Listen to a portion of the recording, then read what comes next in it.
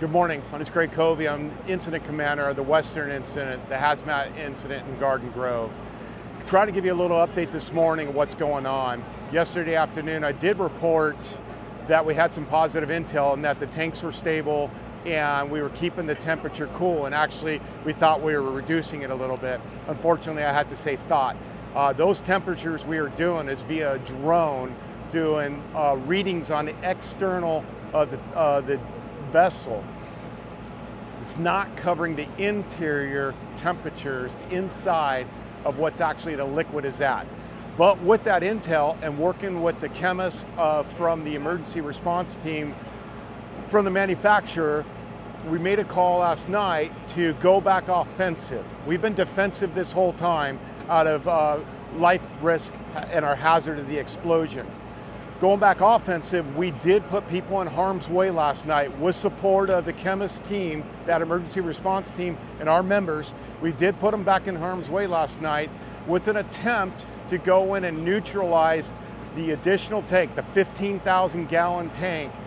We want to neutralize that product to remove its explosive potential should the 7,000 gallon tank blow up. So when the members went in there, they were able to go see the gauge that's being covered by water. You can't see it from a distance, you can't see it from a drone. They were able to go in there and see the gauge and actually see what the internal temperature is of this tank that's having issues. Unfortunately, I do have to report that the temperature was 90 degrees. Yesterday morning, it was 77 degrees when we backed out. It's been averaging about a degree an hour increasing. So that's the bad news. Unfortunately, I have to share with you. There's some thoughts here. So we still have the two plans, right, that we were handed this incident off to us. Does it rupture and spill, or does it blow up? Right now, one of the concepts we're thinking about is because of the heavy deluge of water and cooling it, we're allowing it to cure at a slower rate and reducing its overpressure building. It's one of the thoughts. So like an ice cube that freezes from the outside in, this stuff cures, it heats up and cures from the outside in. While it's doing that process, it's building that pressure. There's a void space above the top layer of the water or the liquid to the top space. We're hoping that that space can absorb a slower cure rate and not overpressure and blow up. So that's the third option. We're optimistic and we're trying to look into validate, get some technology in there that can validate our thoughts, do some additional research. In addition to that, we're bringing people in from all over the country, talking to people all over the place, trying to come up with additional options.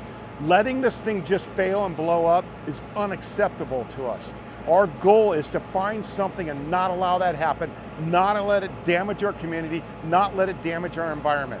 That's unacceptable. So we're going to continue with that out-of-box thinking, come up with those other plans. Concurrently, we're working on how do we respond to this thing should it fail. So we have very aggressive plans being developed for contingency for fire emergency, for medical emergencies, which should be limited because thankfully you have followed our direction and removed the life safety hazard of this by evacuating. The only life safety hazard now is our firefighters and our police officers and that chemistry team going down range. That eliminates a big part of this problem. And the last thing we're doing is we're preparing for the tank to fail and spill the liquid all over the place. We're going to try to establish some diking and damming and divert it to a spot that could be a holding area.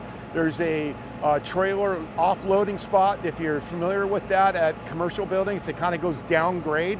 We're looking for places that we can push this fluid should it fail and try to prevent it from getting into our storm drains, our river channels, and ultimately into the ocean, doing an environmental disaster. So that's today's update. I hope this helps you. I know you're out of your houses. I know there's a lot of anxiety over this. I just need you to understand, we are not giving up. We are not accepting the fact that we just let this thing fail.